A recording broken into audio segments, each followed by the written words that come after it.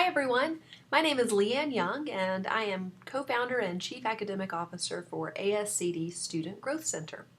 I'm really excited to be a part of the AASSA conference this March in Quito, and I want to tell you a little bit about the sessions that I'll be offering and hope to see a lot of you there. The first session that I'll be offering is a pre-conference on supporting and measuring growth for students who have learning differences. In this session, we'll be thinking about how do we design intervention plans for students who maybe are struggling with content or need a little extra support, or students who have disabilities so that they can be successful in the general education classroom. So often in international schools, students who have disabilities go to learning support to get help with assignments, to get help with homework, so that they can have a high enough grade to do well in the classes that they're taking to stay at the school.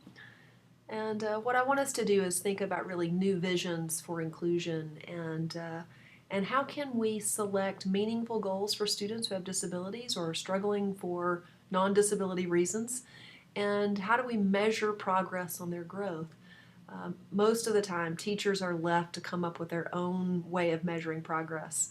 They create their own data sheets, and then they send home their own progress reports. And so in the pre-conference session, I'll be teaching about goal attainment scaling, which is a simple way that teams of teachers can measure progress on learning, really on any individualized goal, not only for students who have disabilities, but for any learning or behavioral goal. So in the pre-conference session, you'll learn about goal attainment scaling, how to approach IEPs in a sensible way that's manageable, that's practical, that doesn't lead to 10 or 12 IEP goals, but a few prioritized, most important IEP goals. In the session on assessment and grading, we'll be talking about the fundamentals of standards-based grading, why we do that, not just from a philosophical standpoint, but from a measurement standpoint, and how do we apply these solid principles of assessment and measuring learning and grading to students who are working on below grade level standards. How do you assign a standards-based grade in language arts to a student who's 3 grade levels behind in reading? Those are the kinds of questions that we'll answer in that session. In the next session on meaningful learning support in the inclusive classroom, we will be thinking about how to deliver evidence-based intervention. How do we pause the schedule to deliver evidence-based intervention to students who are behind grade level? What are the fundamentals of response to instruction and intervention? What are some of the common myths and misunderstandings about RTI? Like Tier 3 is special education. That's not the case, but a common misunderstanding of RTI or RTII or RTI2.